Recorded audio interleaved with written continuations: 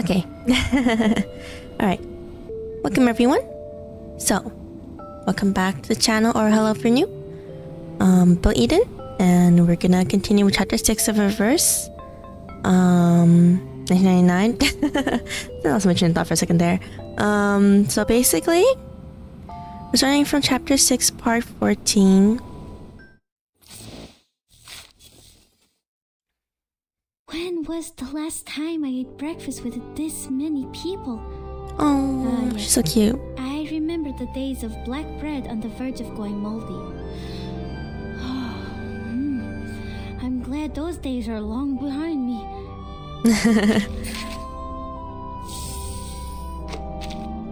Yeah, I changed her to her Insight 2 outfit just to like make it like different, so people kind of know that this is whatchamacallit, leave my train of thought, that this is chapter 6 part 2. Saving my stamina for this. So yeah, oh yeah, the only character update from the previous stream is that both Getian and Semmelweis are not Insight 3. That's literally the only difference in character upgrading. Yeah. Literally. Anyway. Continue with chapter 6. Starting from chapter 6, part 14. Fish's Bird. A search of passion, a genuine heart, and a single tear. Okay. Oh, we're fighting this one. Actual fight.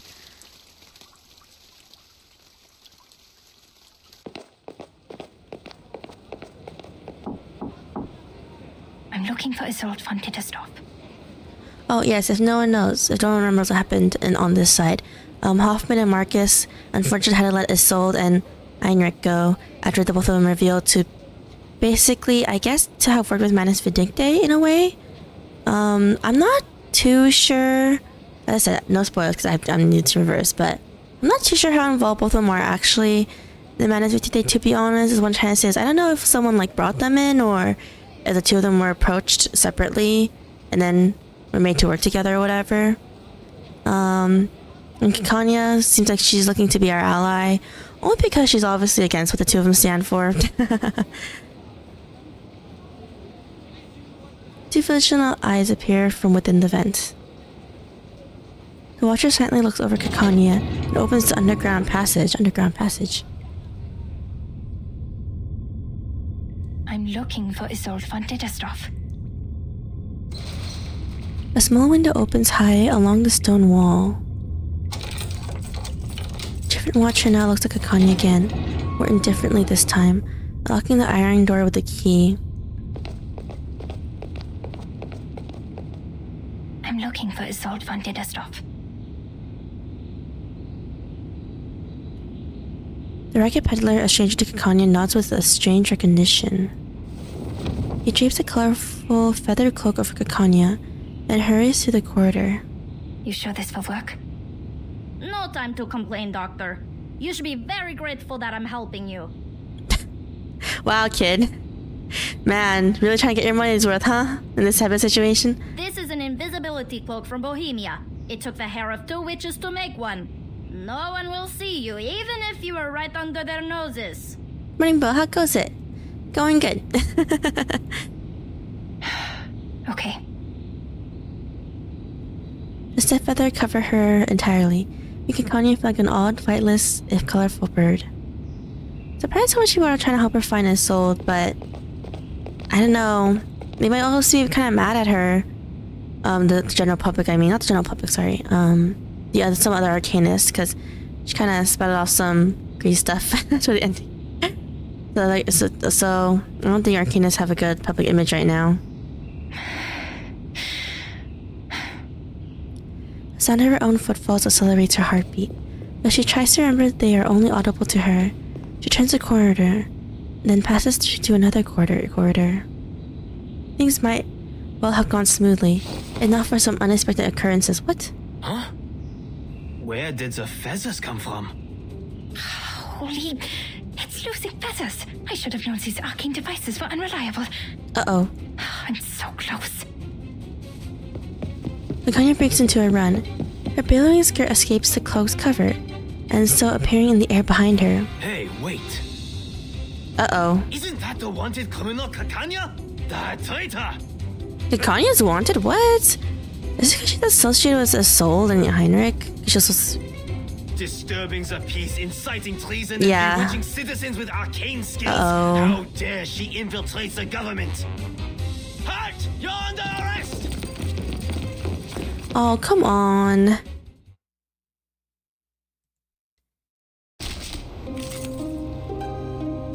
Okay, but I do feel bad for Kakanya though, because everyone thinks she's crazy. Oh yeah, I changed some people's outfits just because I just wanted to. Really? Alright, let's just go with this team. Show me what you got.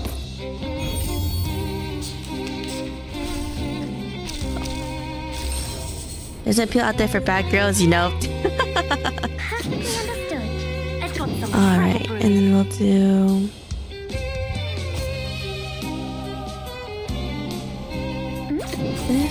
this. We'll just set up Lopera first, actually. calm. It seems to taste. I never do. Most of the time, anyway.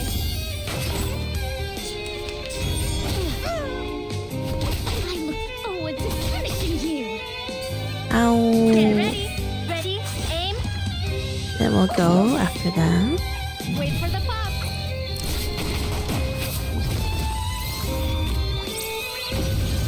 Nice. Fire. Man, Lopera boosting everyone's damage is so nice. Oh jeez. Alright. Puppy agreed with your decision. What's wrong with here and here? And we'll do this again Puppy actually. agreed with your I decision. never do. Most of the time, anyway. Nice.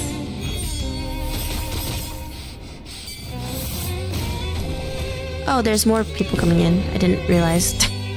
Get ready. This is We'll going do to be a that. crowd pleaser. This. We should be able to finish. Oops, wrong. Do this first, then toward that Puppy agreed enemy. with your And decision. this should basically get rid of everyone. Wait for the pop. If we don't get rid of them this turn.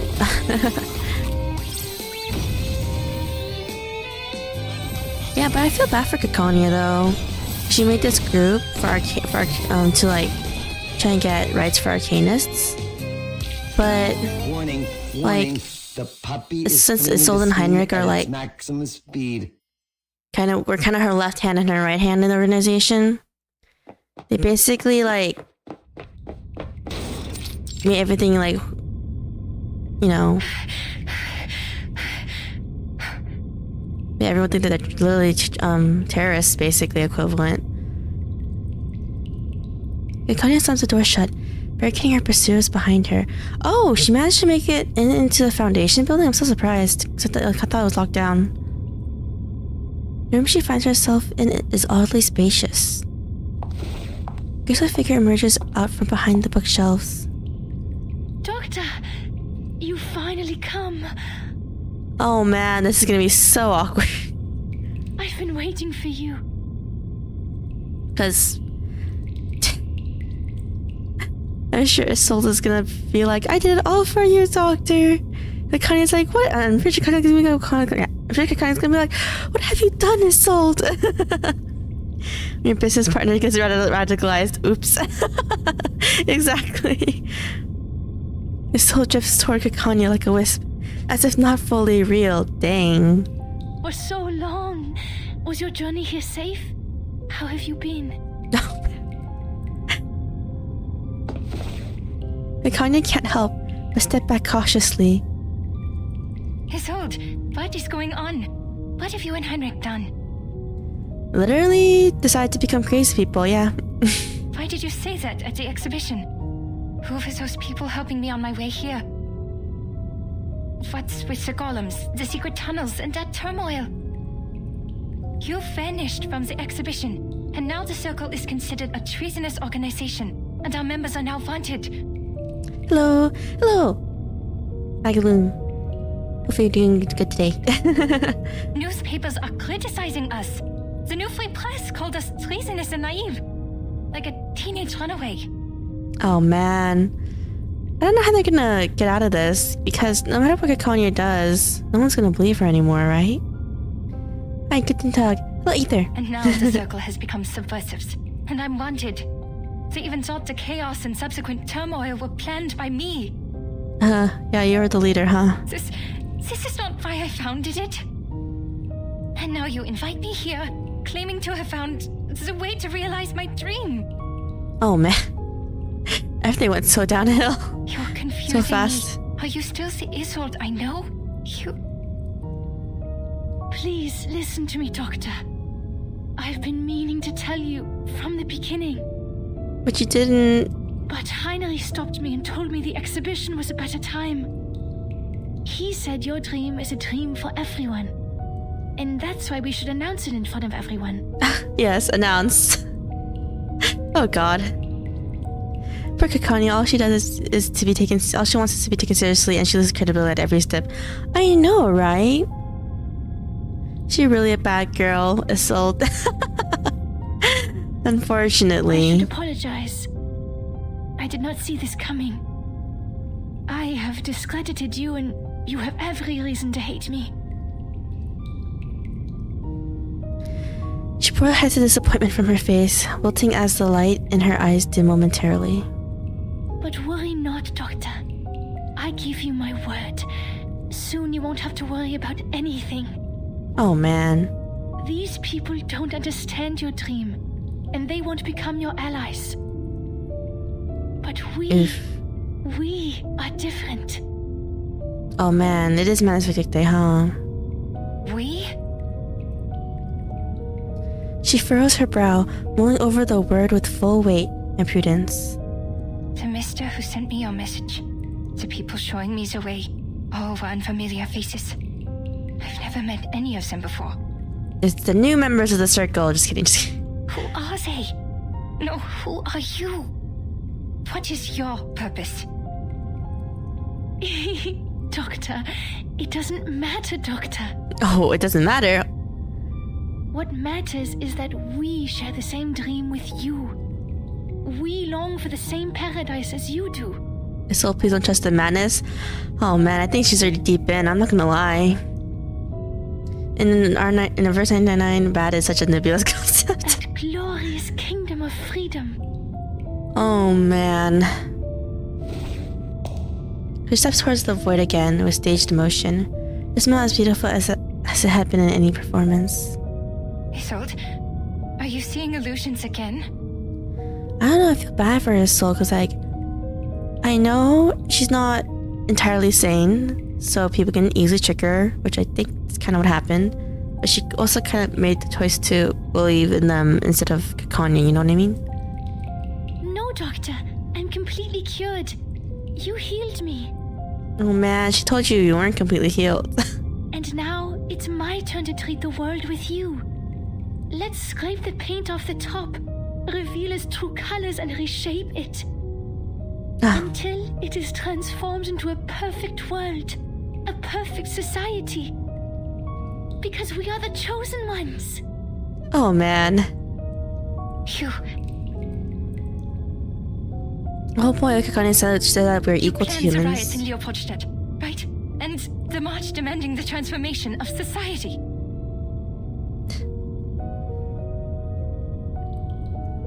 Isolde smiles half mischievously. Isolde, I don't know what they said to threaten you, but you can't stay with them. They're not treating you. You're committing a crime. I'll say, verse 99 embodies reality more than games that actually try to. That's true, because they try to base a lot of the stuff on actual historical events. But I did exactly what you told me to do, Doctor. Oh shit, I didn't read that previous dialogue. The actress stands bewildered as if she had never considered it at all. Oh no. Do you have a plan to pull for a left or Recoleta? Unfortunately, no. Mostly because I don't have a single impromptu unit. I don't have Voyager or Bakaloa. I opted for Poison Team instead, actually. Which I do have. And then... Unfortunately, I don't have Melania either. Or Shimei. I mean, I know there's a 2.7 ticket selector. But I don't know who to use it on, I'll be honest. Can I say for Capernia, and then Lucy, and the new limited girl? I forget her name, like, literally 90% of the time. I want someone for them all in a row. That's not saying, like, a lot right now, because I just got Long Yue from Gotcha-ing, so I'm literally empty. Es warst du, der mir gesagt hat, mich nicht länger zu unterdrücken.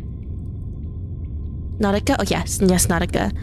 I want to send for all three of them in a row, so... so I don't have them at all, actually, so... I'm kind of saving in case I fail the first 50-50, you know? The societal, political, emotional, etc. It's just very human, ironically. It's my favorite era in River 29 so far. Honestly, I think I like Chapter 6 the best so far. Chapter 6 with, I think Chapter 3 and 2. I don't know, I just like both of those chapters equally. Really close second place for me though. Any limited banners coming up here? It's still Lucy and Nautica banner I was mentioning. Oh yeah, there's gonna be a collab banner in this game, right? Assassin's Creed? Probably before then, actually, for Ian specifically, because it'll be global collab, I think. Truthfully, I don't think I'm gonna suffer. Because I don't really play Assassin's Creed or know anything from there. I want every kill on the character on the horizon is killing me. To be honest, I do kind of want characters in between, but I'm like, I need to save. I actually do need to save properly to get Lucy and Nautica and Capernia. I know Capernia is impromptu, but she can be used for general too, just because she's so freaking strong. A shielder. The nice thing about Reverse is you can save and only pull on the true limited carrot banners and wait for characters to get reruns and enter the standard pool. That's true. You enter the standard pool within like 3-ish months, right? So it's pretty fast. Suppose it's gonna be the same time on CN and Global and be like, ended 2.7 or early 2.8, so weird. And that's why people are really gonna sign for the Assassin's Creed collab, but I probably not. I mean, I know I just got collabs, so those limits are also limited too, but I'm like, I know. The graceful woman takes her place. Soon she'll pay homage to that splendid one-act play with her heart. The curtain of her stage is about to rise. Oh man, she is part of Manus Picnic Day! Isolde nods, but trying to get a move, at first bashful. Okay, what does she say in German? It was you who told me to start representing myself, to release my inner desires, and to be sincere, to be free. Oh man, Isolde. Then her face returns, now hidden behind a black mask. Es warst du, die mir gesagt hat, dass unsere Gesellschaft eine Operation braucht und dass wir Organisten einen neuen Lebensstil brauchen. It was you who told me that our society needs a surgery and that we Arcanists need a new life that belongs to us. Ist das nicht auch dein Traum? This is not your dream. Ich möchte dir nur die Wahrheit der Welt geben. I just want to give you the truth of the world. Nur deinen zurückgeben. I just want to give you back your dream.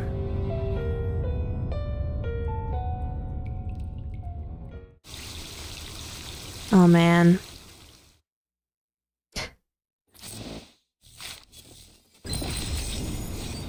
Not great for us.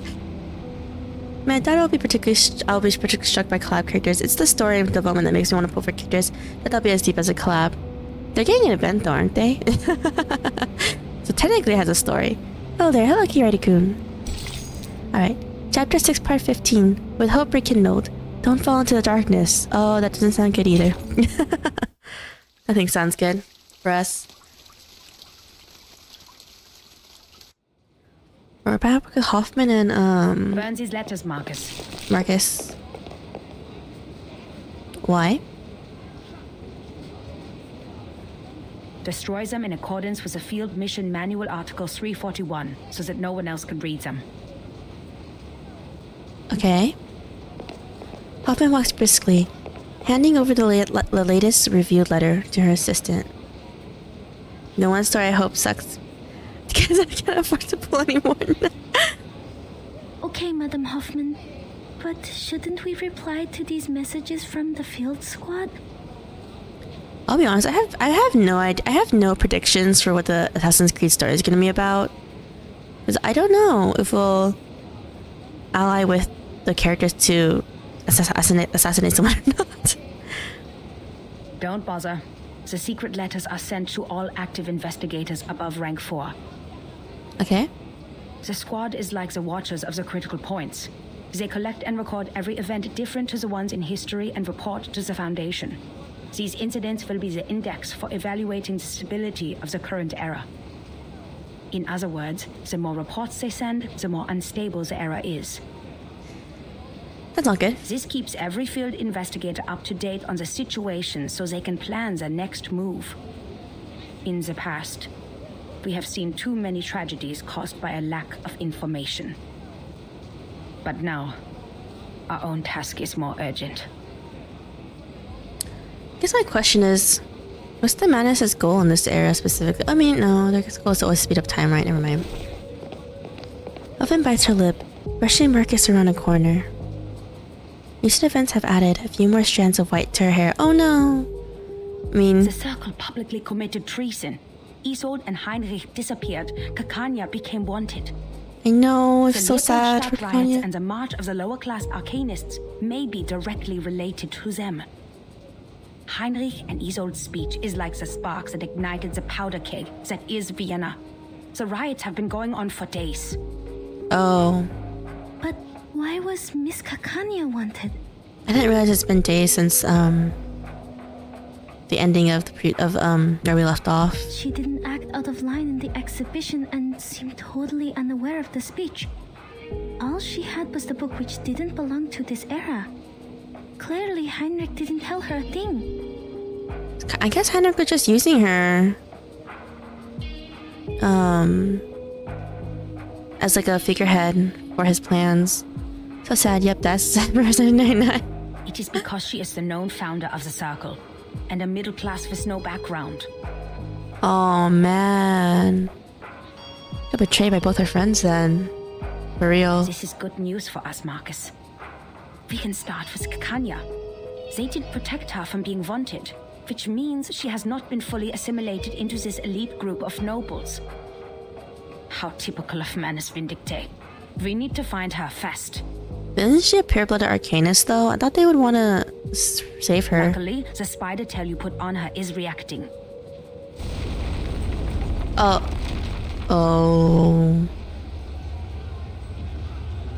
Stones scrape over the top of her head. The investigators turn back in shock. The statue standing at the entrance to the Foundation's Vienna branch has just been shattered to pieces. A hysterical laugh can be heard booming from the 4th floor window. Go to hell, you dirty, disgusting officials! Oh. For a kingdom of freedom! Are the arcanists inside the branch even okay? Cause like, they're stuck there or something there, right? Either or they can't get in, either or. For a kingdom of freedom. Shoot, they're attacking the Foundation branch. Focus on what's important, Marcus. Someone summoned a bunch of critters on Kärtnerstraße. They're coming this way. Critters too? Honestly, some critters are cute, but some of them are not cute. Alright, unneeded mineral only. Aw, man. We're not particularly very strong mineral characters. Only have Semmelweis and stuff. Okay, who's going with this team? Over here worried about NPCs? I mean... To come along. It's more of like... Kind of need the Foundation branch open in a way. Oh my god, this guy's gonna pop his ult? Why? One target attack. Besides this arm and silence status. Oh man, that's annoying. Oh well. Perfectly understood. Do that. I've got some trap ready. Aim. Hopefully they don't attack Pickles. Fresh from the crucible. This will hurt longer if I miss.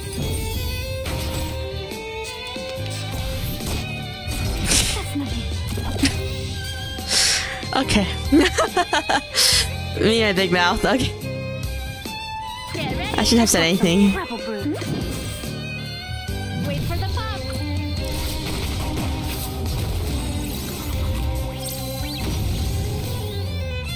Fire.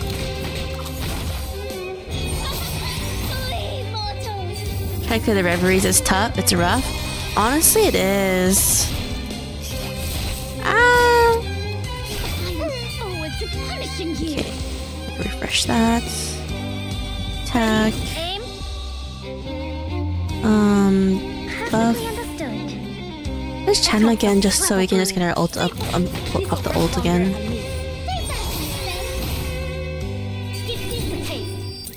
Stuck on 280. Honestly, I'm stuck at like 100. Don't have a strong enough 13 to clear the last one. Okay, it is okay. It's not because that's actually my fault though, because my characters are not R10 even minimum. My characters are a mix of Resonance 5 and 6 actually. And most of them are inside 3 level 1. They're not anywhere past it. That's my fault. I'm not passing it with my current remaining units. I could actually pass it, but just me being lazy and not leveling up my characters at that point. Oh man, disarming again? Okay. We'll do... Actually...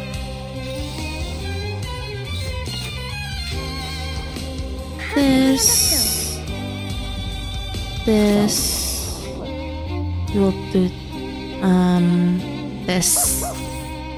Do have a little Wait, reveries is endgame and optional? I mean, true. I think it's only not optional for people who are like really want to like Euphoria every single character that they own. If they have that much characters. For people who are just joining, I don't really think it's for people who are just joining, I don't really think it's too optional. No, it is optional. It is completely optional for them. The puppy agreed with your decision. My crucible really has a mind of I never miss. Most of the time anyway. Look at this so inefficient cycling.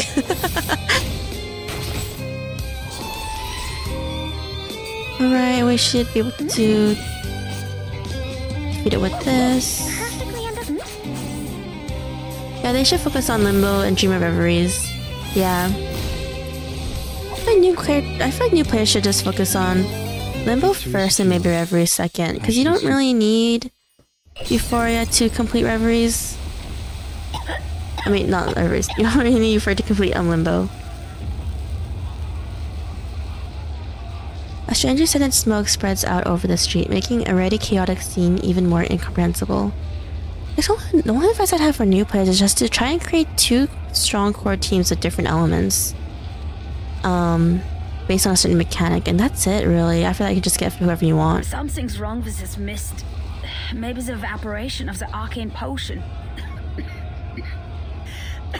Devil's shoestring, judging by the smell, for better diffusivity. Marcus, cover your mouth and nose if it enters the Foundation's branch when it clears up. By dream, I mean nightmare. Hoffman pulls Marcus's hand, driving through the crowd at speed to avoid inhaling more of the unknown gas. Hopefully that gas isn't gonna kill us or anything. Or hurt us. At last they reach an area not yet engulfed by chaos. There's a cemetery here? For now, what's left for them is to wait. If you don't care about clearing endgame content, this game is easy enough to clear everything with whatever you have. Yeah. As long as you don't do Limbo or Reveries, you can literally do anything. The unseasoned investigator stands stunned and uncharacteristically vacant in mind. Marcus, are you okay? Did the mist get to you? No. Uh-oh, what's happening? Marcus pats her head, where a layer of cold sweat has formed. Madam Hoffman, the terrorists and the people in the march, what they shouted, for a kingdom of freedom. That's what Miss Didastorf said in the exhibit, and she quoted that from Dr. Kakanya. Okay. And it was me. I told that to Dr. Kakanya. I told her about the island. I told her it's a place of freedom for arcanists. Oh man. Even Limbo isn't too bad, honestly. It's a good level of challenge, I think, for the rewards. Yeah. Rewards aren't like too bad either. So I'm the one who caused this turmoil. I told them the secret of the Golden Isle and caused the chain reaction. Oh. Hoffman seems to have... Come on, don't be spotty. Okay, it was spotty there for a second. I just want all the drops I can get to pull for characters. Wherever it has those fruits, I must pluck them. Marcus meanwhile collapses slowly to the ground as she holds her head. Oh, Hoffman seems to have neither words or of comfort nor criticism plan. She bites her tongue in her mouth. I didn't listen to you. I'm too reckless. I Oh no, she's crying. I'm unstable and out of control, and the one thing I can control, my arcane skill, didn't help at all. You vouched for me and appointed me to the field mission from the headquarters, but I... Oh no.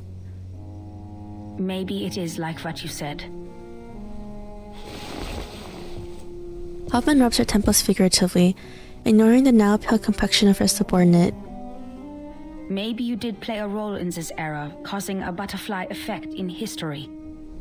But trying to be responsible for everything beyond one's capability is a symbol of irrational hubris. Marcus is so precious, I know. I feel so bad for her.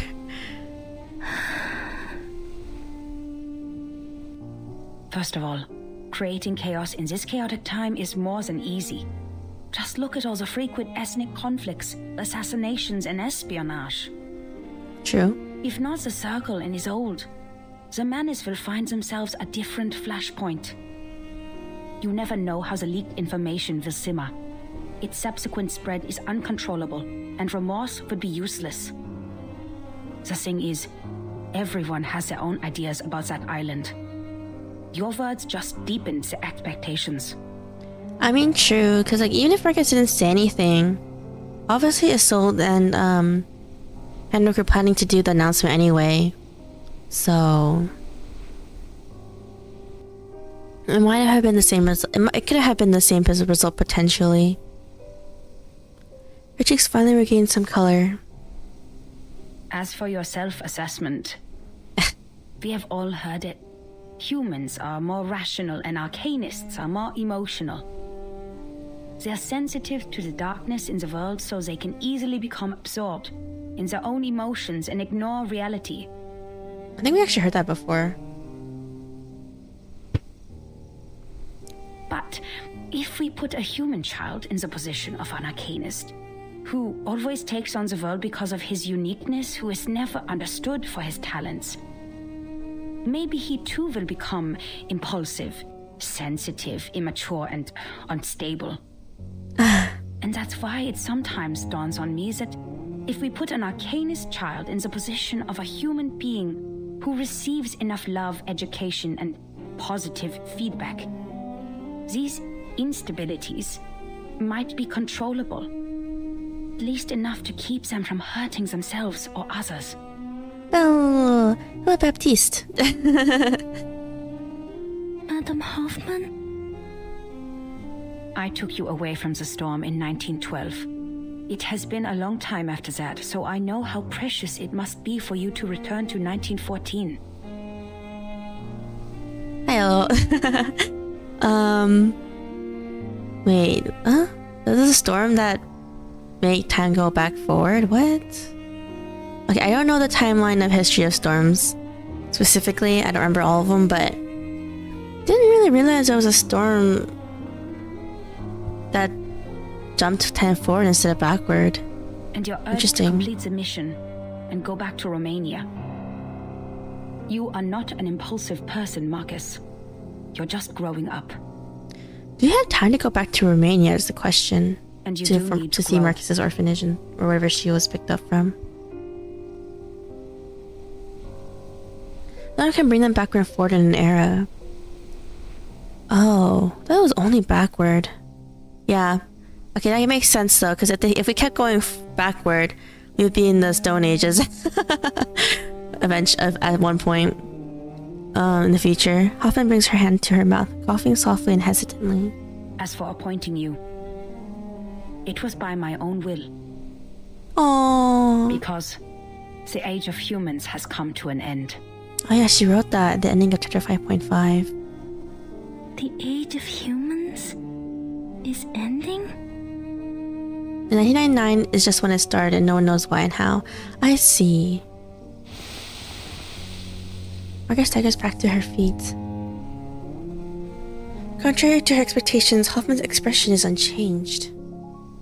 As if she is merely stating an established fact.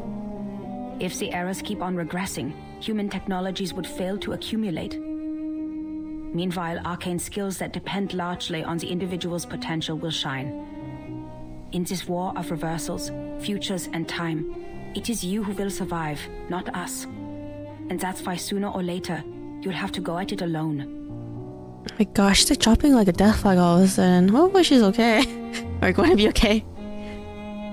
This is the most rational assessment I can make for the continuation of civilization.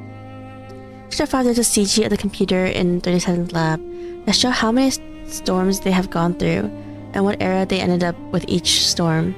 Someone made a doc compiling the timeline. Oh, the storm specifically? Oh, okay.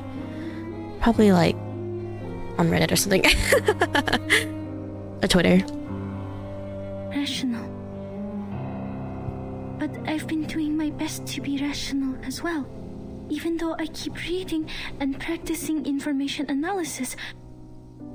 Okay, one thing about the storm I generally find really interesting is that if they recruit someone into the Foundation during an era, and then they happen to go backward or forward, that person's older younger self does not exist in the subsequent storms. There's such so like if you die, you do die for real because you can't be recruited again technically within the universe. I mean, not in like the actual gameplay mechanics, but I just thought that was really interesting. I can't make a choice. What if I make a wrong choice? What if there's no right answer? What if I never told Kakanya about... Oh no. Enough. You're getting carried away. There is nothing mysterious about rationality. It simply guides us out of confusion and straight to the essence of things. There's a special video on the Reverse YouTube channel that covers a topic you mentioned. Oh, okay. The essence? The reason why we're doing a job here is simple, Marcus. Arcanists keep going to the menace. It's because they can promise the salvation while we can't. True, Foundation has limited spots. Therefore, decoding their immunity ritual against the storm is top priority. If we can't, being isolated on a small piece of land, we're bound to meet our end in this temporal catastrophe. Yeah, and then eventually we overrun by madness. We're not the only investigators sent by the headquarters. So our mission is to collect every clue left by the menace and send them back to La Place. Everything else is secondary. Marcus is still sad. Marcus presses her lips tightly, not wanting to speak. She takes a deep breath, following Hoffman's words as they step out of the darkness. I can do nothing more than focus intently on their current situation. Madam Hoffman, besides finding Miss Kakanya, there may be another way.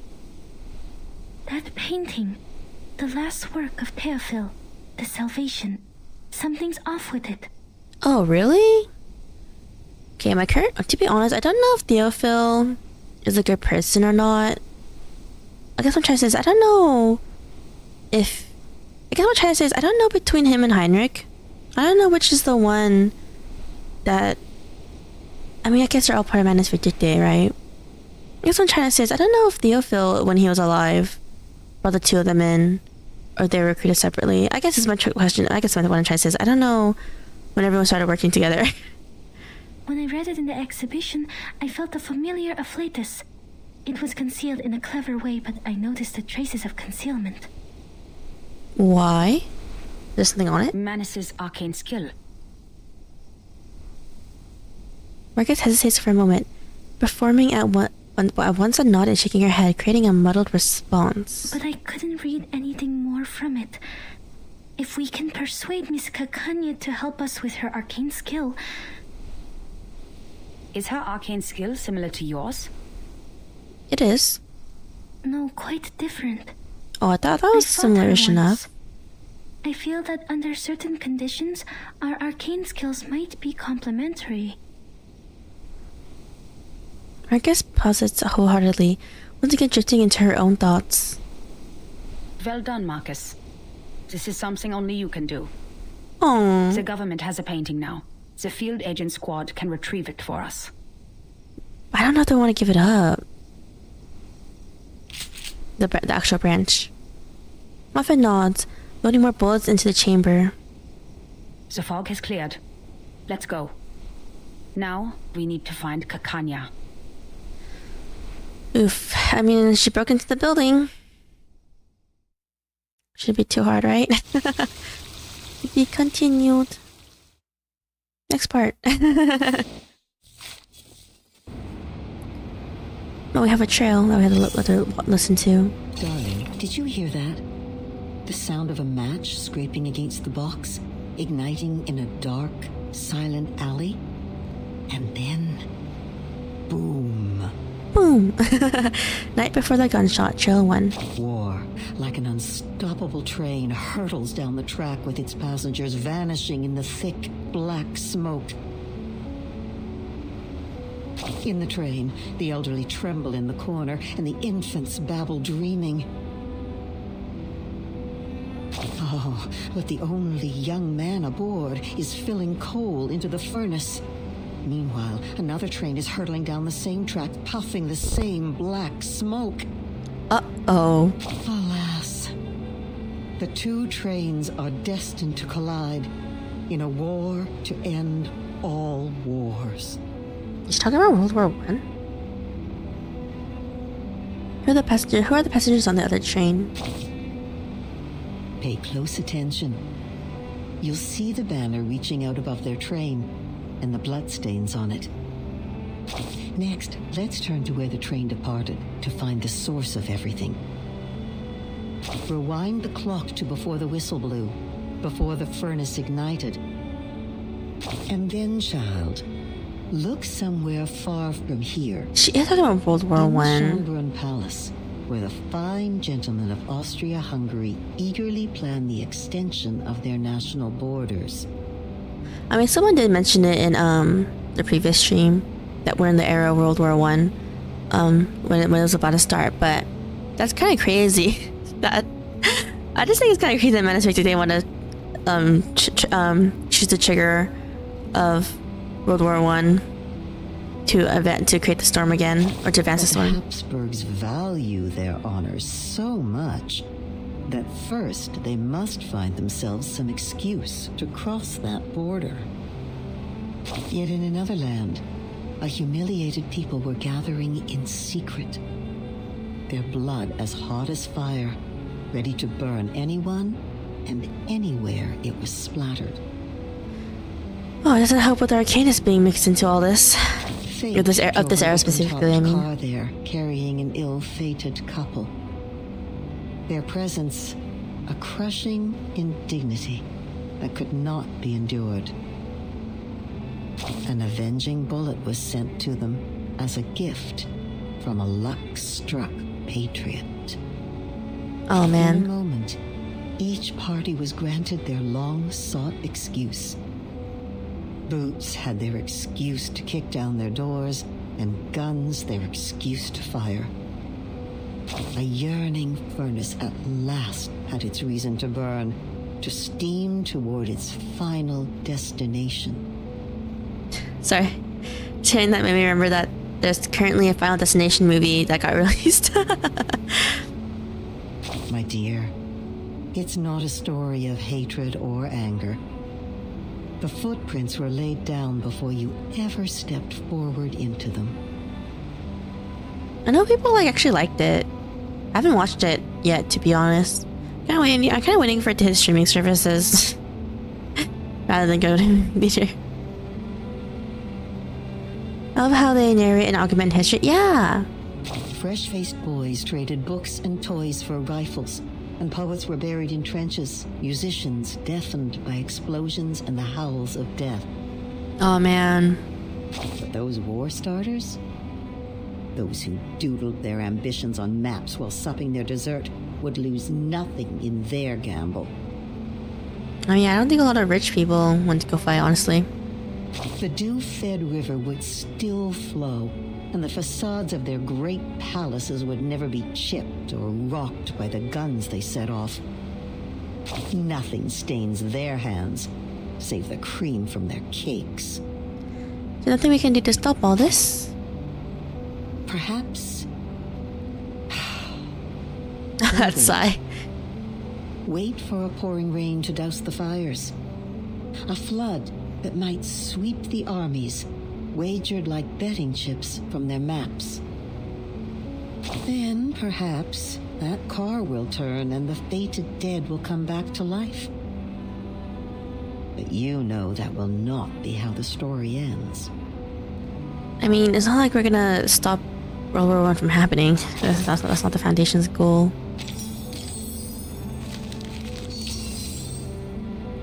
Alright, Quest in the Woods. Oh. Story only. Chapters 6, part 16. Seeking silence in the woods, I asked him. Oh, the poem again. I wonder when Noblesse Oblige was no longer being used. Probably when a lot of the nobility stuff kind of died off. What are you talking about? Just when the Milan became less of a thing, maybe. Yeah. The storm? The war? I don't understand. Man, they didn't tell her anything, huh? Laconia covers her head, retreating backwards.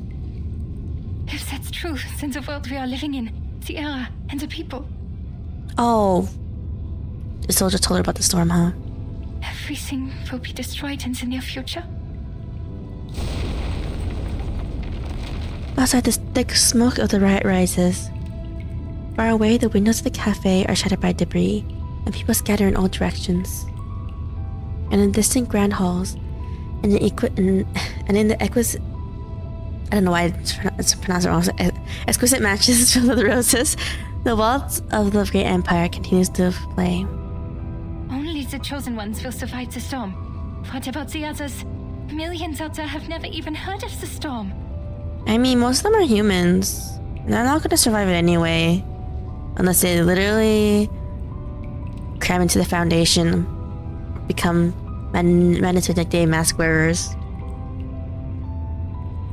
Yes, only the chosen ones will survive the storm. This is a trial, Doctor. Those ones only being arcanists. She remains smiling and calm, like an uncanny portrait of her former self. In person, Laconia feels she no longer knows, or maybe she never did. A trial? Then who started it? Who decided the standard? You? Or the so-called guiding one? God? Or the supreme existence? Who gave them the power to decide the fate of others? Who allows such absurdities to happen? What a madness thing for his soul to say, I know, right? She steps forward with each salvo in her barrage of questions, voicing the confusion burning in her mind. What is the past with the right order? If time just keeps going backwards, when and where will it stop? To a time when man did not exist? Or to a time before civilization? Then why did we write poems, pursue art, and develop civilization? Why did we try so hard to make progress? What was the point of it all? Man, she really is crazy now. I know. Oh, I don't know how their relationship is gonna end at the I'm like, I don't know how their friendship is gonna survive this. Her chest heaves like a burning furnace, rage red hot in her face. Meanwhile, the delicate figure ahead only slightly furrows its brow. I don't understand, Doctor. You don't. don't understand each other. Nicole's face tilts as if taken with genuine bewilderment. Why are you so concerned about the others? Oh man. Huh? Caconia suddenly feels a chill rising from her hands and feet. Oh boy, she's scaring me, I know. When we reach the new world, we can fully realize your dream. We will create a kingdom of freedom for everyone. I mean, but if time keeps reversing, what's the point, right? As for the embers of the old world, they are like a tumor that should be removed. Oh man. I care about them. Tumors that should be removed? Caconia watches her bow. She remains standing on the stage.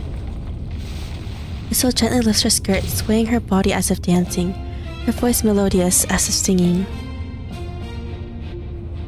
So suddenly, no one else hears a silent waltz she's dancing to beneath the drumbeat of explosions outside. Oh man, she's dancing in a rain of explosions, huh? Look at this painting. How chaotic it is. Are they right in front of the Salvation Look at the painting? repression in the darkness. Look at the beasts in the people's hearts. And the maggots under the golden surface. Ew. I listen to them as they listen to me. The shadowy echoes inside the skulls, the cacophonies of chaotic colors, the smudges on the canvas of rationality, and the filth in front of magnificent boulevards. They were excised, suppressed, the top paint scraped off and replaced with an empty, monotonous white. Oh man. Yet, in the end, Just like they will be released to the fullest, to everything. I have like one of my head in one of my hands.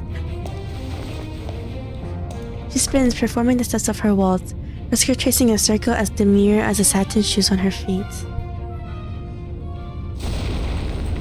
As she dances, a close cacophonous roar rises from the window. Downstairs.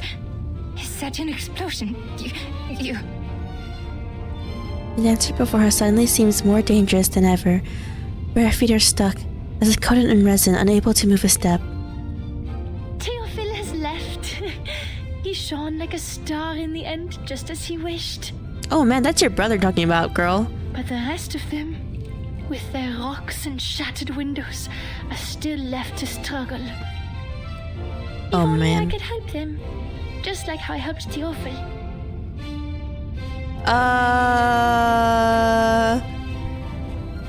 So you killed him? I thought it was only self-defense, girl. What do you mean you helped Theophil?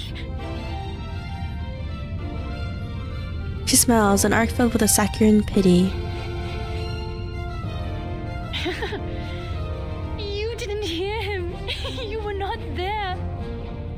You said it was self-defense. You killed him? What the heck? He ran at me, stuttering my name. I don't know. Wait, what? Every inch of his skin was ravaged by flame. So much pain. So much spectacle.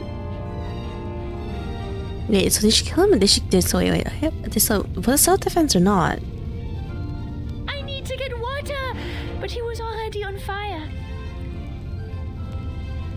Oh man. So you did. Yes, he was on fire. But okay. And the only water I found was in his skull and veins. Oh my god. She suddenly stops as if the music score has reached a rest. Isolde's arm extends straight. Her thumb points up, her index finger extends forward permanently, her forearm lifts into a shooter's stance. Oh, he was on fire and he ran straight for her and she killed him. Oh boy, she's crazy. Yep, she's far too gone. Okay, my question right now is this. Did she start the fire or did Theophil start it? Bang! The sound of this empty gunshot pierces straight through Caconia, as surely as a bullet. Okay, did she start the fire? I don't know. I'm like, she could have, because like, she's the one who places. Okay, so everyone in this family knows they still places candles everywhere, right? But the thing is, everyone in the family knows that Theophil was a drinker, and he, like, you know, slept around and stuff. Which means because he went to a lot of parties and stuff. So she could have purposely placed a candle for him to knock over, set everything on fire, and then kill him, right? No, Miss Ditterstoff, Isolde, you... Oh man. You shot Theophile on purpose? Yeah, looks like it. Doctor's lips mutter, voicing the question as if to herself, as if searching for the proof in her own memory. She still remembers the fragile trembling that filled her embrace that day, the sensation of tears soaking her neck. So this is the truth you had repressed? You... The actress turns around, never before so true to life. You were right, Doctor. Lifting your repression is the first step to liberation. I am fully cured. No, you're not. Look at me. Did I do a good job?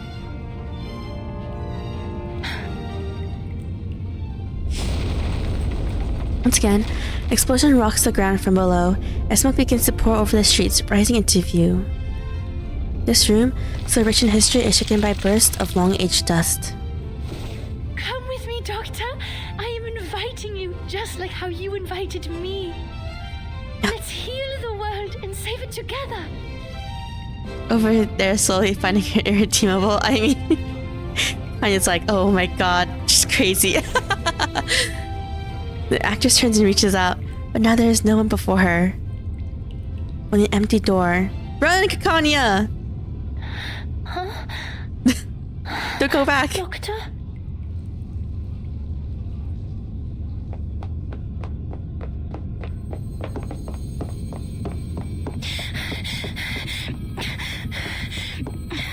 What's Kanya gonna do now, though? She's like a wanted person. She runs, her mind forcefully blank. Without the luxury of reason, direction, or purpose, she flees on instinct alone. Finding her way back quickly reaches a dead end. The path she came by is obscured, everything warping beneath the unsettled dust. Repeat, guys, she cannot be fixed. She cannot be fixed. There, is that Miss Kanya? Oh, it's this kid. Relax, people. Miss Kanya is on our side. She has helped us a lot. Are you writing? Ilich... Behind Ilich stands a throng of bizarre figures. Immigrants without residence permits, workers who can't pay their rent, farmers who have lost their land, traders who can't afford their wares, critters with nowhere to go in the city. Critters? One of these things is not like the other. What are you doing? A gentleman from America said we could do something big here, so I gathered everyone. Now it's if they all get killed. We will march down to the Kietenstrasse, to the Vienna branch of the Foundation. Our slogan will be, equal rights and freedom for Arcanus. How American is that? So, okay. The peddler feigns a smile, yet his expression remains spirited. He seems to be quite a big shot with wads of cash in his pocket and reliable connections in the government. Okay. He said we no longer have to worry about the residence permit and the Arcanum license after this job. That's because everything's gonna get reversed, I guess, right? No longer. Kanya chews on the words absentmindedly, but the hopeful figure immersed does not seem to notice. Want to come in with us, miss? This kind of activity is your favorite, isn't it? Yeah, riding is your favorite activity, isn't it? Hey, where are you going?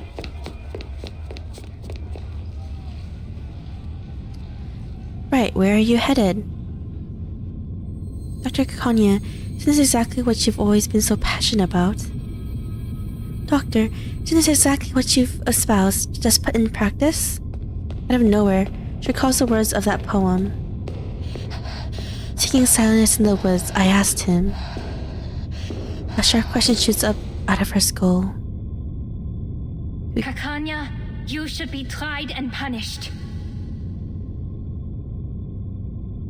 He gave the rioters what? Well, they decided to all riot down the street. Why? You gave your friends hope, prescribed them treatment, and vowed to stand by their side. But now you're silent and turning away. This is a betrayal. No, it's okay. They're not standing by Kakanya's side, so she can ditch them if she wants. You betrayed your patient. You ran away from your kind. You are unfit to be a psychiatrist. You are not worthy to be a human being. Oh, man. What am I supposed to do then? My patient, I never figured out her true thoughts and feelings. And my fellow kinfolk, they were innocent and unaware of the manipulations of the influential. Even I was in confusion. How could I tell them the truth that I didn't know? How am I supposed to face the overwhelming madness and destruction on my own? So you're just someone who happens to stumble upon the truth? A bystander who happens to be watching from the shore? I mean, This what is can you why do, you are right? a disgrace. Oh, man. It's a sin to just stand by and watch. It's a sin to promise salvation, but fail to bring them ashore. It's an even greater sin to ignore this tragedy and turn away. Yes, I admit, I'm a hypocrite. What can you do? Like, everything's like so crazy. I used to be so eager to help my friends, but when they really needed me, I turned my back on them. I told her to release her repressions, but when she actually did, I couldn't face the destructive consequences. I mean, we didn't know that should be crazy, right? Or murder. I propagated my dream with great enthusiasm, hoping all my kids could live in a free world. But if it's realized in this way, it's the worst nightmare imaginable for everyone. I said I would start the secession of the Arcanists, but what is the essence of this movement? A rebirth? Or a complete betrayal? Oof. I'm just like my father, mother, and brother, who tried to shed the label of Arcanists selling small wares as soon as they climbed up the social ladder. I'm lost. So please, tell me, what should I do? They scapegoat Kakanya because she's like not enough. The reply is a cold laugh. You already know, don't you? Wer wird im Regen verschwinden? We shall vanish in the rain. Wem wird das ewige Glück gewährt? Die We shall Gnade be... von oben. Oh. Und diese Oh, shoot. Leere. The Das cessation Aufhören der of existence. A day she stands in the middle of the ring road, and the chaos pass by around her. A stone debris from another explosion flies towards her. Her stance remains unchanged as the oblivious are welcome to. How much bombs do these guys have? Miss Kakanya!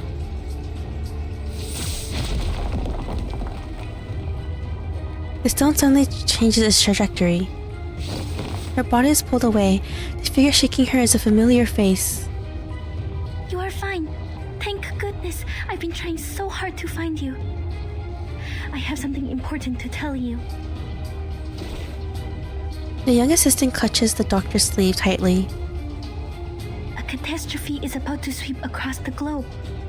But there are still things we can do. If it goes smoothly, perhaps we can save plenty of lives. We might as well try and save lives instead of not saving them at all, right?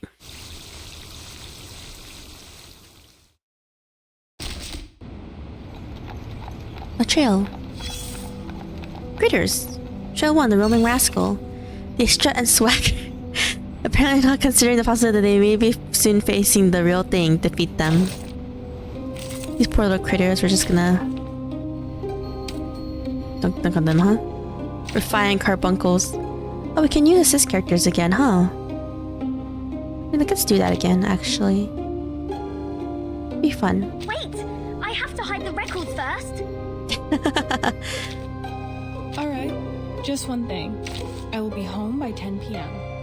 We should put us for the last slot though. Maybe a healer? Let's have a party then! Anyone offer your seat to the senior? Alright, let's just use whatever we have.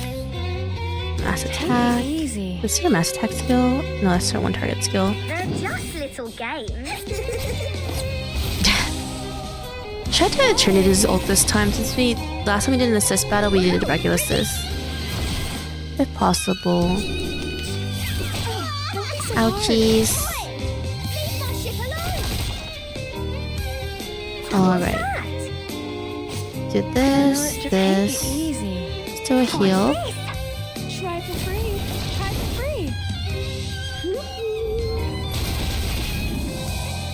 free. Poison should kill it. Ouch, that's a lot. How dare you? Peace and love! Peace and love! Alright, let's see. This should be enough. No, take it, eat. I want to see Eternity's ult before we finish this fight. Hopefully Eternity doesn't kill them all.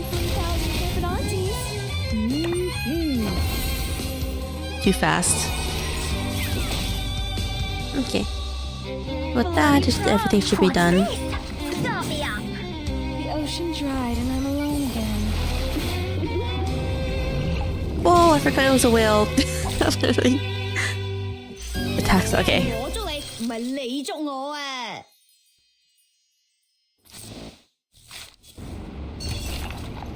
Like stray locusts or straggling rats, we can exposed. Oh.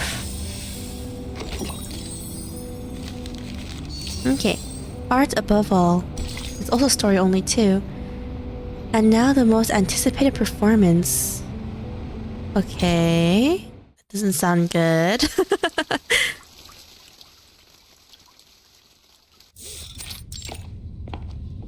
Vienna People's Opera. The field agent squad cannot make it this time. They have a more urgent mission. Oh, does that mean we're just gonna fight these guys alone? Just the three of us? But the Vienna branch already requested support from the army, even though we haven't told them what is happening. They are irritated by the blatant attack. We'd better use the power of the era now. Hoffman clips the Laplace issue communicator back on her waist. Only one question remains. Is the source of this intel reliable, Marcus? Are Isolde and Heinrich really playing in the premiere of Tosca? She questions her assistant, but her gaze is fixed on Kakanya, who sits there idle in thought and action. Yes, it may sound a bit absurd, but that is Miss Kakanya's inference. It is you who asked for cooperation. I've done what I can and told you everything I know. She hangs her head, her voice uncharacteristically dispirited. Unless the show is cancelled, Isolde will show up. She is a perfectionist when it comes to her work. Man, she's still performing while she's wanted? That's crazy. If she shows up, so will Heinrich. Neither of them is under bounty, and the upper class loves her performance. Oh, they're not, so never it's mind. not hard for them to guarantee a show, even in these troubled times. Well, also, only Kakanya's the one who's wanted. Wow, they really pinned everything on her, huh? I know her well. She will be there. If I know her as well as I think I do. Kanya says nothing more, and her eyes fix on a curtain, walking into a trance. The opera is about to begin. The audience pass to the aisles and take their seats on the soft chairs. Madam Hoffman, what mission is the field agent squad dealing with? Margaret speaks up, trying in the manner of her books on conversation to ease the momentary awkwardness. Assassinations. There has been an outbreak in the Empire over the past 3 days. They are sent to guard the important people. Oh, they really are trying to start World War I, huh? We're out of manpower right now, so don't expect any backup. Oh no. But don't worry. We don't need to capture or defeat the menace, just focus on the original ritual. Put your own safety first. Understand, Marcus?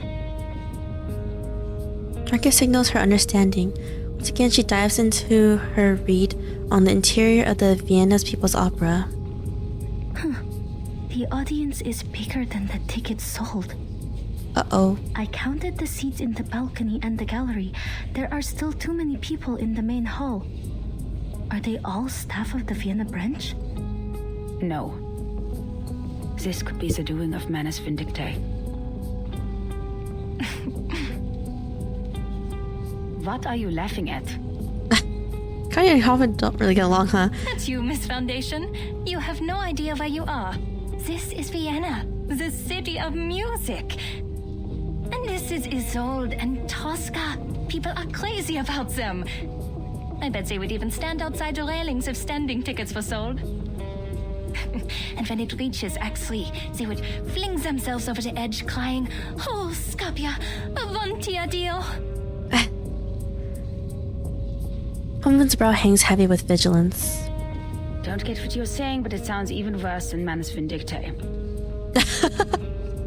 Forgot that Hoffman literally understands nothing about art. I collected information about this opera. Marcus hands off another stack of material to her mentor.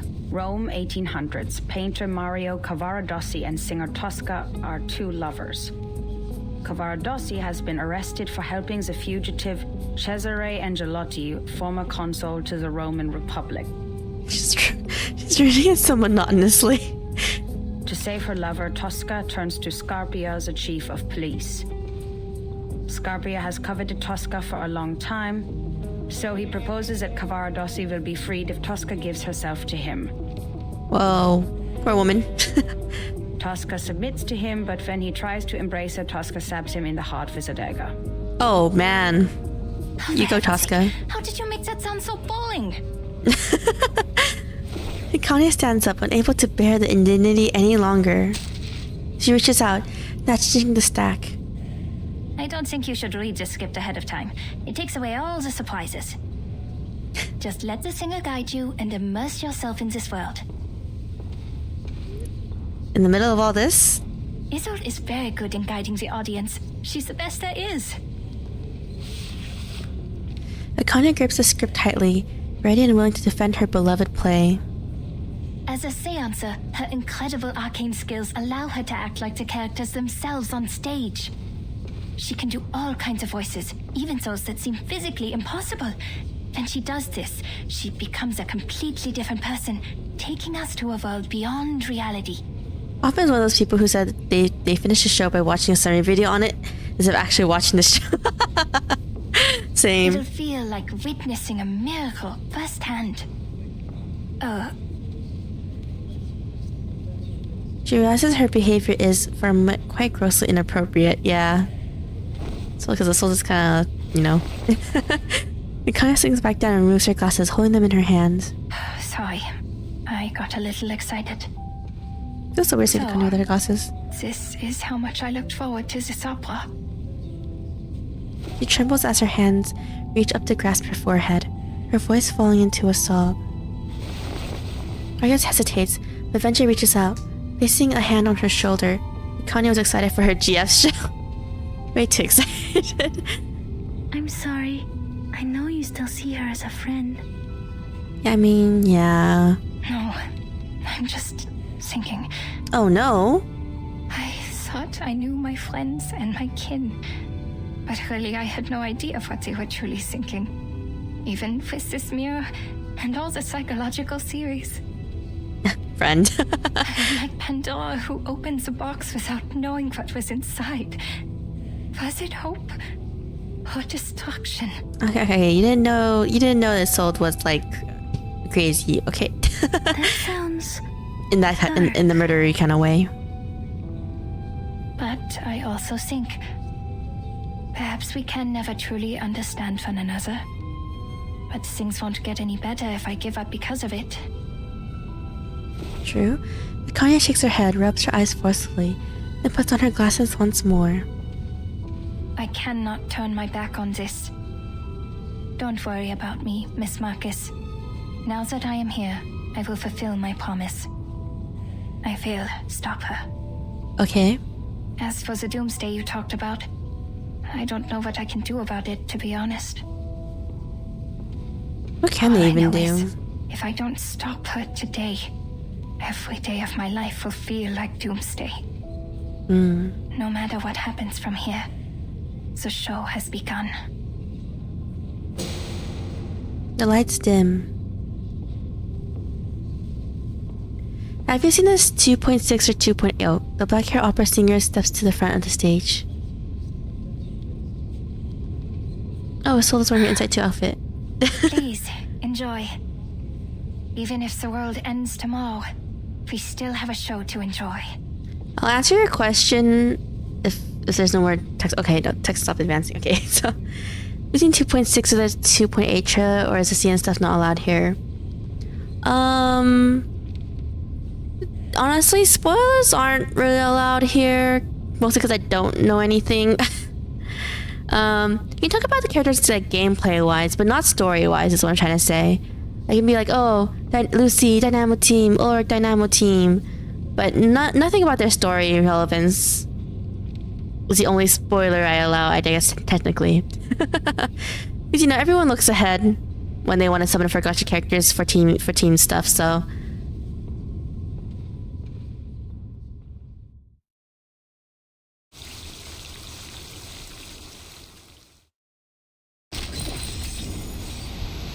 Only applause. Chapter 6, part 18. Applaud, applaud, applaud. Okay, let's... Okay, it's also only story 2. We're gonna write more, I'm not gonna lie.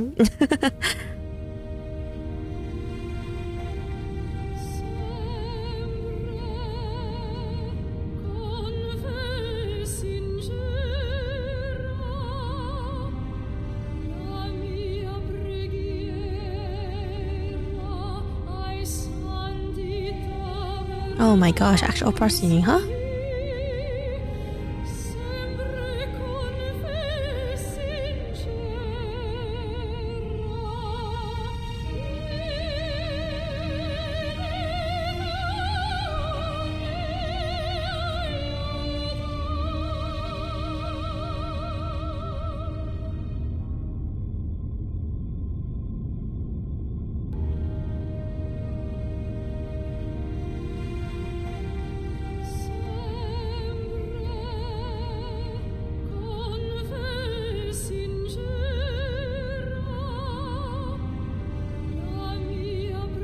This will be upcoming, so have you seen the trailer by chance?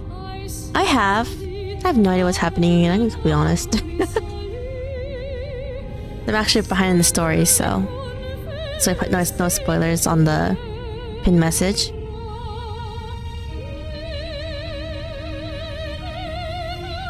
Been playing for Reco or LF? Unfortunately, no. It's because I have not started impromptu at all. And also because I'm saving for Capernia, Lucy, and Nautica in that order. All together.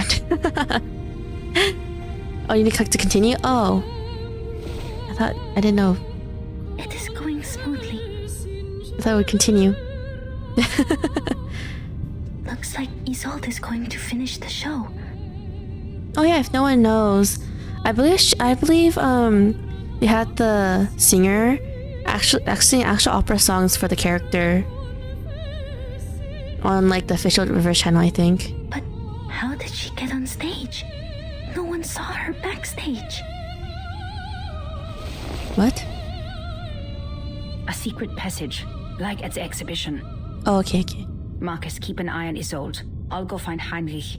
The branch staff will take action as soon as she comes off the stage. Okay. I'll talk to you on the intercom. Oh, if you don't do anything, Isolde can you see anything first? Oh. Hoffman rises from her seat. I thought the song was going to continue, to be honest. The audience looks at her disapprovingly, of course. Marcus stares intently at the stage. The spotlight shines, casting its beam on the stage's sole protagonist, Vienna's unparalleled nightingale. But Marcus has no interest in her beautiful songs. She's only calculating the progress of the unseen drama.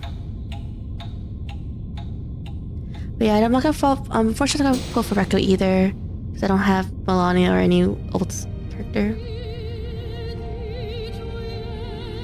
This is a different lyric, so I'll let it play a little bit and then I'll just skip. Not skip, continue. I mean, when I mean let us sing, I just mean just let the lyrics in the bottom go, and when that finishes, I'll advance. Oh yeah, I hear that they had a concert in New York. Was it? I don't remember where, because they gave out some free tickets to some of the players for a limited time to hear the VAs also sing. Oh, they did? That's cool. I don't know for sure. I heard that from somewhere else that went.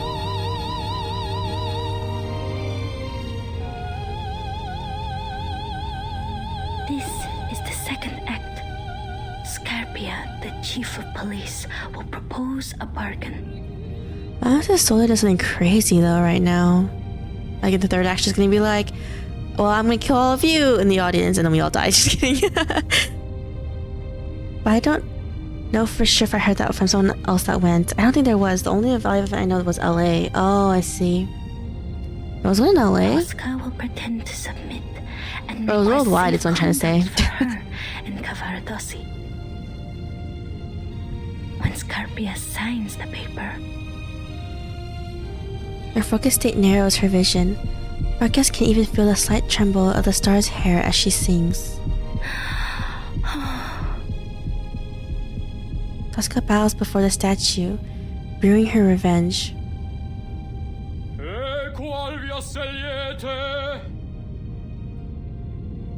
Which road do you choose? If they were, it would have been tweeted by the official media account. Oh, okay. I wish I could experience it though. True. The shortest one to the Vecchia. Small piece of paper is retracted from Tosca's fingertips. Almost there. Almost there. Tosca lifts the red silk from the table. She picks up the dagger, plunging it into the heart of the police chief. Facing the man lying in a pool of blood, she laughs aloud and maniacally. Oh man. Questo è il bacio di Tosca. Hopefully that wasn't a real person. It was a real person! Oh my god! Wait, something's wrong.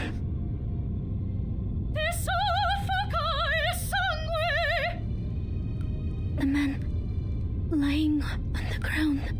Isn't that one of her actual taglines? As when she's a playbook character, I mean. That's Mr. Carl from the branch? Oh man! Mr. Carl is dead just like that? Wow, okay. Is he really bleeding? Marcus shoots up from the gallery. The information her reading reveals causes the telescope to slip from her hands. That was her ult line. Oh yeah. I was like, that sounds so familiar. What? Are you sure? Okay. There was this one trial where when you could do the J events or the J character event story. Okay, I didn't really read too much of it, but his character trial has Isolde in it. You guys don't know how much times I replayed that trial just to use Isolde. That she was so pretty. Definitely Miss Kakanya. He's not acting. That's real blood coming out of Mr. Carl's body. The assassination in this story has become reality. Why is the show still on? I guess because no one cares about Mr. Carl. This is the People's Opera, which is not supposed to be for the nobles, so... And he's a noble, so they're like, who cares?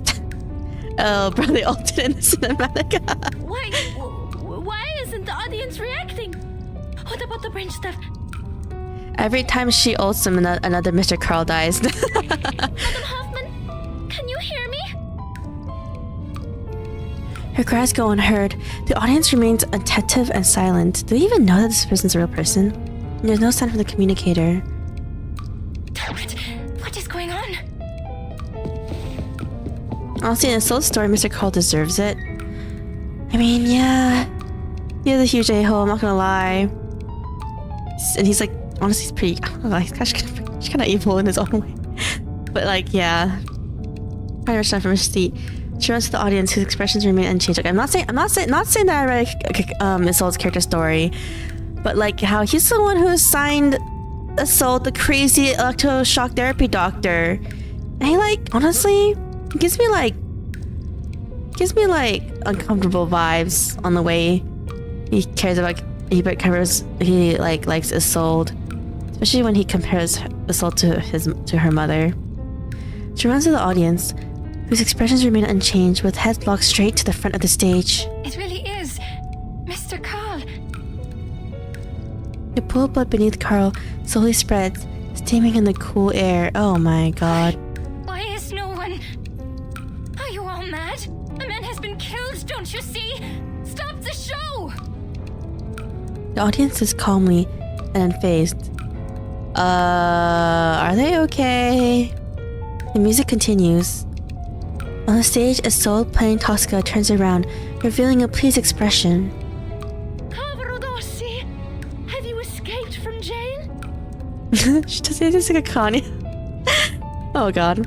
Has Belle played Isolde's character story? If no, no talking about this. No, I haven't. Just saying. No, this is all stuff that was mentioned in the story. How he signed Isolde the electroshock therapy doctor, and that he's like to Isolde, oh, you're like your mother, so pretty and stuff. What? My poor lover. You were put into jail only because you were too kind-hearted.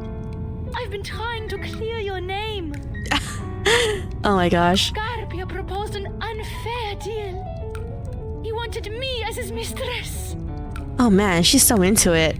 But now he's dead, at last. The whole of Rome was overshadowed by his power. What are you talking about, Isolde? That's not what the story is like. What happens? Run away with me, Cavarodossi. I have the safe conduct. We will go to the sacred kingdom of happiness and freedom. Oh man. No one knows us. That's like not the Golden Nile propaganda again.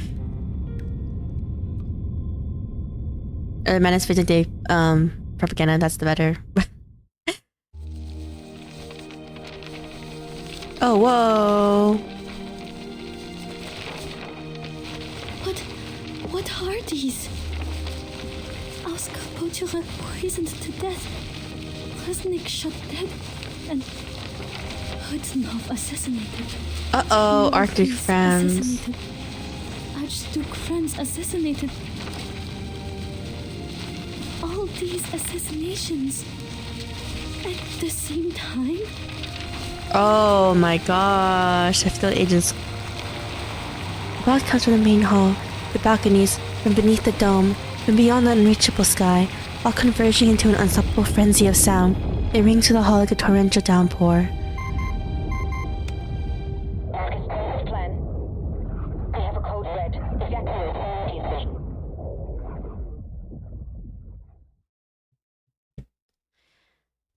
Now for the stabbing, this would be kind of romantic. You check the Isolde story after this, it's good. Okay. This trail 1. A rainy day friend. Lift the Lord's nose, pinch the lady's ear. You can do away with the raincoat and boots. A masked friend greets you warmly on the porch. Come and enjoy this wonderful rain. Oh man. Man, I took the day person right, but just right there, huh? Okay. Oh yeah, let's just go with this team. Join with us, comrades. Oh yeah, Caconia. This would be a story relevant team, huh? I don't have Caconia, so make do with it. I admire your courage. Do this and we'll do this. Sharp things. Learn through silence. We'll probably be passing through the sentences with this. As long as you describe it, it should be okay. Not as graphically as like actual rated M games, but We share the same dream. The moment of but let me do this. This one. To a We brighter have to heal next turn, huh? Because of the debuff of the enemies. until the torch is lit.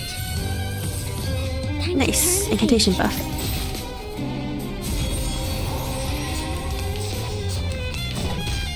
Ow. Ouchies.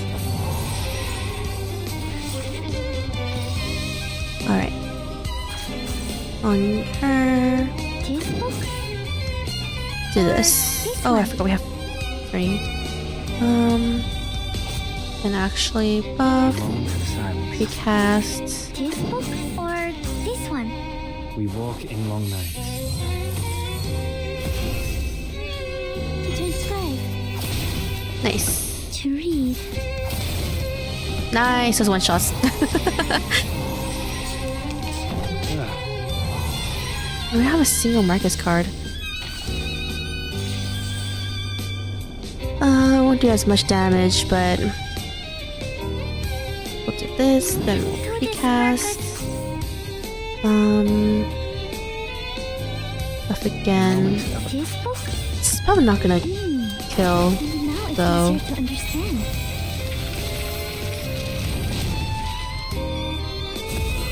Will it? I have no idea, actually. In long nights. No.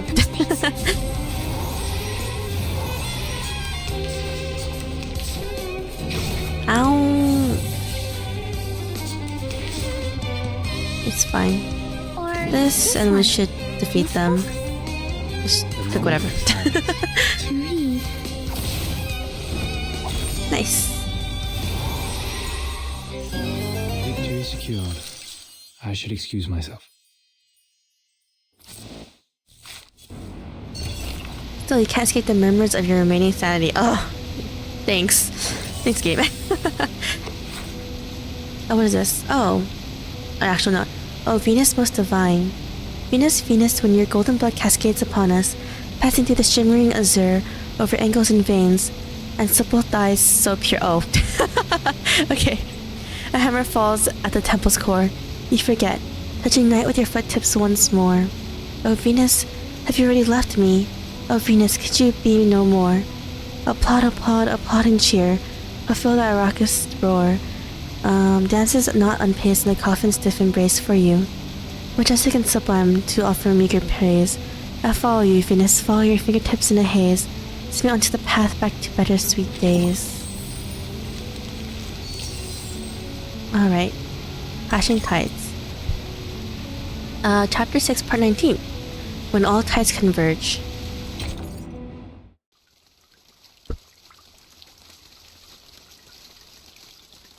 Their faces are distorting, like those paintings.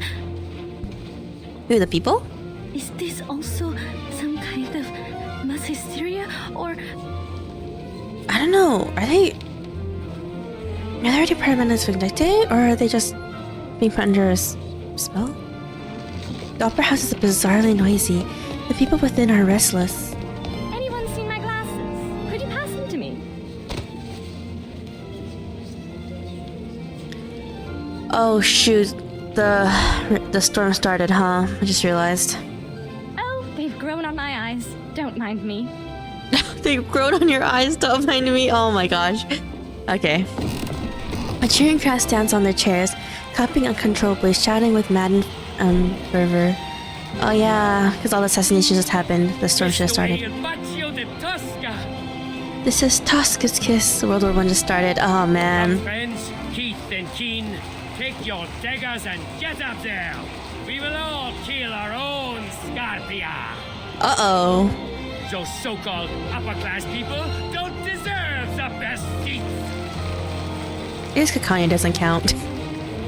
Visitate, visitemore. I have no idea what that means. I'm surprised they didn't translate it. More and more people leave their seats, some shouting as they step up and over to lean over railings and into the aisles. The music still plays. The curtain has yet to fall. Oh, that was not a good sound.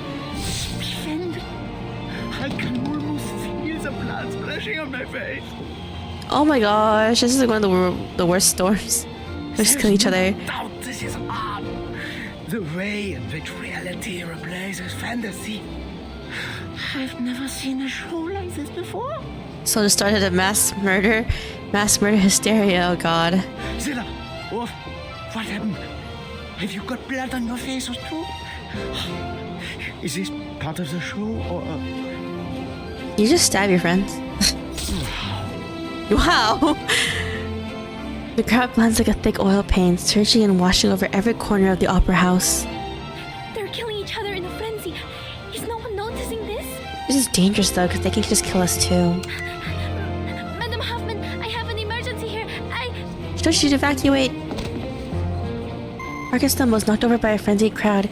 The connection to her communicator is lost. Uh-oh. You just saw his kids killed. Oh, those are his kids. I can't hear anything. The crowd won't let me leave. I need to make way myself. Go, Marcus! You can do it! Push through.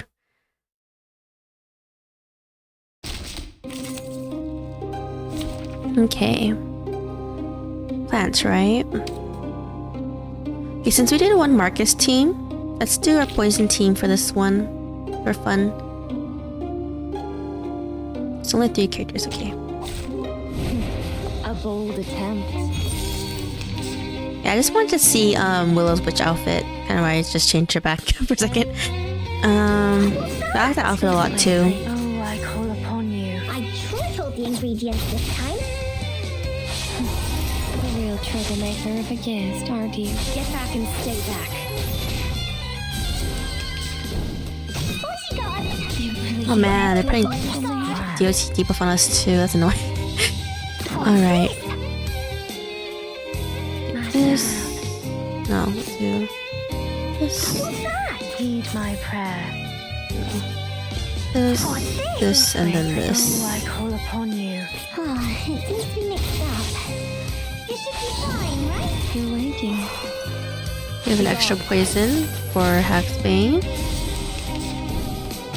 Oof. They're doing a lot of damage. Should really raise up the resistance of my characters. A lot. Okay, let's see. Debuff again. Do that. And yeah. Heed my prayer. It seems to be mixed up. You should be fine, right? Your punishment will come. Yep, that should kill that guy. I have no poison on these guys. Refresh us real quick. This? No. Do this. Let's do that, and then we'll launch that ult. At your service. Nice. Knock, knock. Room service.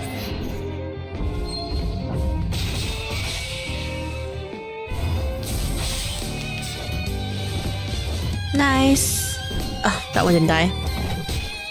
Okay, it's dead now. Perfect service, just like always.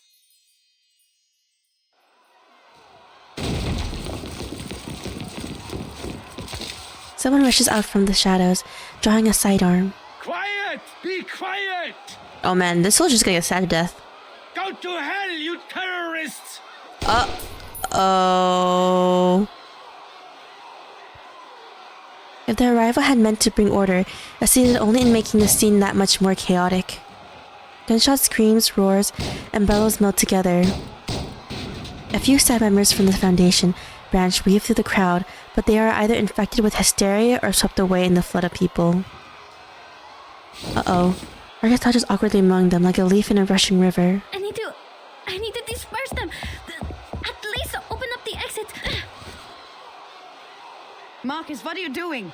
I said evacuate. She's trying!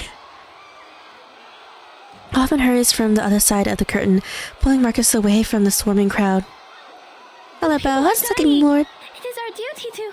I just got a message from the headquarters. The timekeeper has issued a 24-hour storm warning. What? The menace has carried out several assassinations on the same day. The instability of this era has reached the critical point. Which means the storm is coming. Oh, where's Kikanya, though? I don't want to leave her behind. Marcus collapses to the ground. Slowly, bewilderedly, she begins raking her hands through her hair. No way. The storm... It was me. It was me. Oh no! It was me. Who started the chain reaction? It was me who leaked out the details of the island. It was me. Oh no. Get a hold of yourself, Marcus. A pair of strong hands pull her up from the ground. This is a storm of time. Compared to the chaos it causes, you and I mean nothing more than a pebble. It happened many times before you did anything, and it will happen countless times more. The errors in history will disappear again and again, and so will the people. The situation can't get any worse. The only thing we can do now is to find the ritual that grants immunity to the storm. It's the only way to save more lives.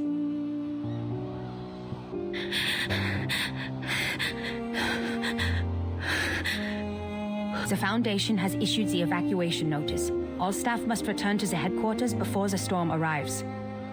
The closest evacuation point is Vienna Central Station. They will pick us up there in 2 hours. Oh, we only have 2 hours? Dang. Marcus recalls the map she saw on her way with the picture clarity. It takes less than 2 hours to get... I know. There are still things we can do before the storm truly arrives. But the enemies are probably much stronger than we are, and there will be no backup for us. It's winning us against like 100 advantage victory. We're just like so dead. Not far away, the head of the Vienna branch lies slain, his face wretched in horror, a testament to a crime. Below the stage, people in fancy dresses, in uniform and costume, were in search about, forming an indistinguishable mass. He once told me what really scared you was not a threat to your life, but the possibility of dying ignorant. I think I understand what you mean now. I don't want that either. I don't want to go back to the headquarters without doing anything at all. Well said, Marcus. Let's go. Find Heinrich and Isolde. They might know the ritual or have the clues we need. We can still catch the last train if everything goes smoothly. Okay. I'm worried. Hoffman expertly loads her weapon again, and Marcus grips her lamp tightly. Kakanya is not with you? No, unfortunately. Miss Kakanya ran up to the stage. She and Isolde... Beyond the shoulders of the crowd, the green figure has disappeared from the stage. Marcus squints, inspecting the curtains and stage props. Heinrich has enchanted all the props. There must be a hidden entrance to the secret chamber. I am sure. Miss Kakanya and Isolde are still in this theater. Okay. Come here. Oh! A deep purple glow of an incantation radiates from the darkness. Hoffman pulls Marcus back by the shoulder. Incantation flies past her hair, singeing it. Aw, man, it's you evil guy. The human figure of a gentleman flits into the scene. Go away. The foot almost steps on the air. Uh-oh, what's happening? Oh, you play reversed? Yeah. Under the floor. Oh man, really?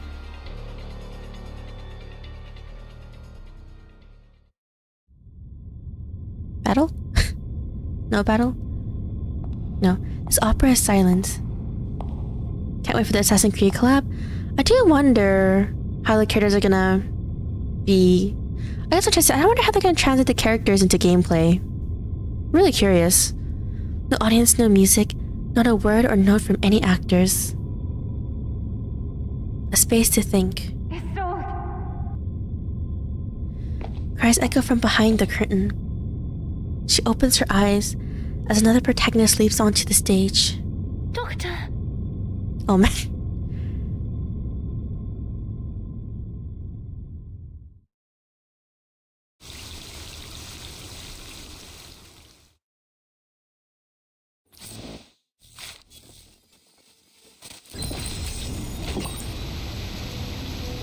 What's this?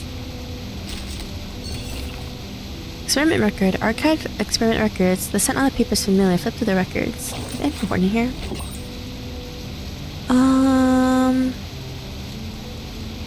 Sample number 1 in 8?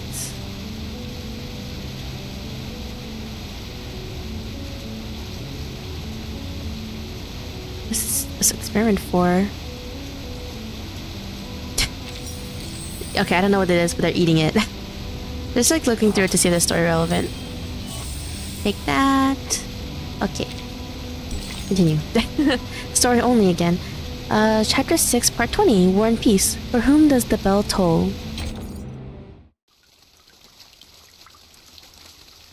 Oh, Picrasma candies. Oh, okay.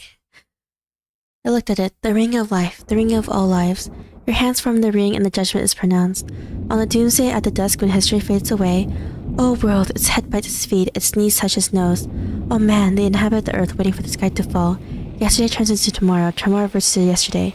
Who shall vanish in the rain? The energy you use. Oh. Our stamina pots. Who shall be granted the eternal happiness, the grace from above, not emptiness, the cessation of existence.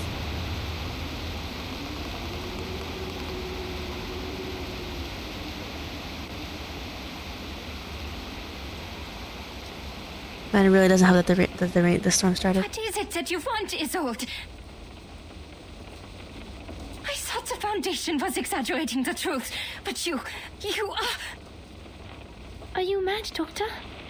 Are you mad? I killed Mr. Carl? No, I not just that. Make you happy. Why? Happy?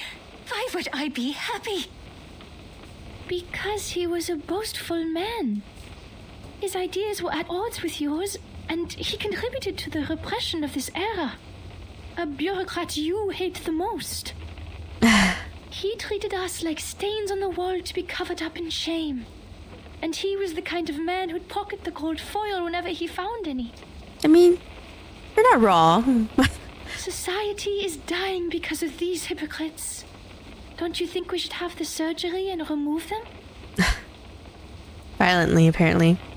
Her words, mad as they are, managed to convey a warm sincerity. I didn't know you would interpret my words this way.